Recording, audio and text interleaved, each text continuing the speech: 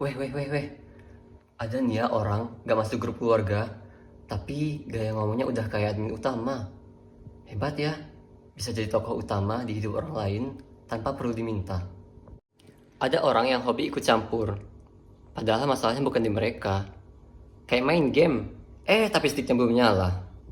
Ada suara yang selalu paling lantang, padahal kalau disuruh bantu, langsung infleksibel mode. Ada yang senang banget ngatur-ngatur, padahal hidupnya kayak lemari tua. Banyak masalah, tapi tutup rapat-rapat. Kadang heran, gak ikut lahirin, gak ikut ngerawat, tapi pas ngatur-ngatur, kayak punya gelar SHUO, sarjana hobi urusan orang. Lucu ya, waktu butuh pelukan, mereka sibuk diam. Tapi sekarang, mereka paling lantang mengatur. Seolah luka yang kami simpan dulu, mereka yang rasakan. Orang yang hidupnya belum selesai, kadang paling cepat menilai hidup orang lain. Padahal, kalau hidup itu buku, mereka baru baca prolognya, tapi udah ngetik isi bab terakhir. Ada orang yang bukan bagian dari inti, tapi sok jadi penghubung. Seperti potongan puzzle dari kotak lain, maksa masuk, tapi malah bikin gambar besarnya rusak. Paling mudah itu komentar dari luar lapangan. Tapi ketika kami jatuh dan berdarah-darah, mereka malah sibuk cerita soal paman yang dulu juga pernah susah. Padahal susahnya beda, lukanya juga nggak sama. Ada yang katanya peduli, tapi cuma muncul pas ada penonton. Mereka bukan datang untuk membantu, tapi mereka datang cuma untuk terlihat berperan. Ada orang yang tak pernah menanam kasih di ladang kami. Tak pernah hadir saat tanah hati kami kering dan retak. Tapi kini datang bawa cangkul, seolah-olah ladang itu milik mereka. Lucu sekali. Ingin mengatur hasil panen, padahal benih pun tak mereka kenal. Waktu hidup kami gelap, mereka memilih tidur. Sekarang lampu kami nyalakan sendiri. Mereka malah muncul membawa aturan. Seolah-olah cahaya itu milik mereka juga. Tapi sayangnya mereka lupa. Yang punya luka paling berhak menentukan arah sembuhnya. Mereka datang saat halaman sudah lusuh. Tapi sibuk merobek dan menulis ulang cerita. Tak tahu siapa yang menangis, tak tahu siapa yang bertahan diam. Tapi mengatur dan memutuskan seolah-olah merekalah yang paling berjasa.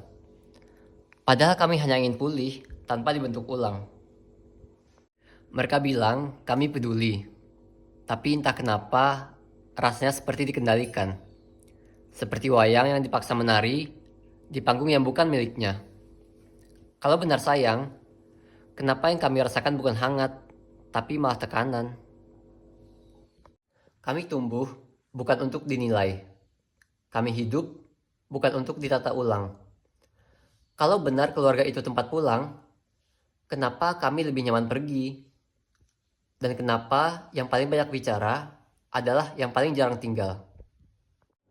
Di depan aing manis bangetnya, tapi di belakang aing mah rame banget. Jika kayak ulang tahun basi, cantik doang di luar, tapi isinya busuk. Mereka mah banyak ngomongin aku, tapi mereka lupa. Mereka tuh cuma jadi tokoh figuran di dalam hidup yang mereka tonton dari jauh.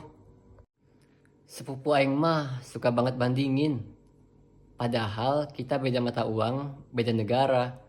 Value-nya nggak bisa dibandingin. Sepupu aing teh juga penghapus. Suka ngilangin jejak sendiri. Tapi gak sadar, dirinya makin kecil, makin gak penting. Mereka ngeremehin aing, kayak mereka aja yang ngebiayain hidup aing. Padahal kalau nggak ada warisan keluarga, hidupnya kayak itu mie tanpa bumbu. Kita sepupu, tapi aing sering lupa. Soalnya maneh teh lebih sering pura-pura ramah daripada jujur. Dan Aing gak bisa percaya senyuman yang rasanya lebih dingin dari AC masjid. Maneh bolehlah ngebandingin Aing sareng saha bae. Tapi ulah poho, hidup teh bukan perlombaan. Apalagi maneh suka gak sadar. Maneh lari sambil ngejatuhin orang lain. Sedarah tapi tak sejiwa. Satu keluarga tapi hati saling jauh. Katanya peduli, tapi semua ucapannya cuma racun yang dibungkus senyuman. Aing diam bukan karena Aing salah. Aing diam karena Aing tahu debat sama saudara yang merasa paling benar itu kayak nyanyi di kuburan. Gak ada gunanya, sama bikin capek sendiri. Mereka lihat kamu yang duluan paling punya segalanya. Tapi Tuhan lihat siapa yang paling sabar di saat dihina diam-diam. Yang dulu ditertawakan, kadang yang terakhir tertawa paling tenang. Ada sepupu yang merasa hidupnya paling benar. Padahal dia nggak sadar, yang dibanggakannya cuma hasil perbandingan, bukan perjuangan. Sementara aku, sibuk jadi versi terbaik dari diriku sendiri, bukan bayangan dari keluarga lain.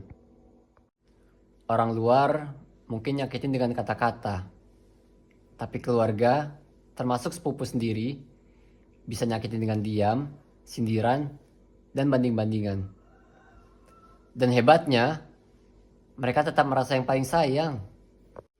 Beberapa sepupu ngasih saran, yang katanya peduli, padahal nadanya lebih mirip doa biar aku gagal. Aku nggak benci, cuma heran aja. Segitunya haus pengakuan, sampai tega nginjak saudara sendiri. Dia sering banget ngomongin kekurangan orang, tapi lupa, bayangan di cermin gak pernah bisa bersih kalau hatinya masih kotor. Sepupu macam itu bukan cerminan keluarga, tapi dia cuma noda yang belum dilap.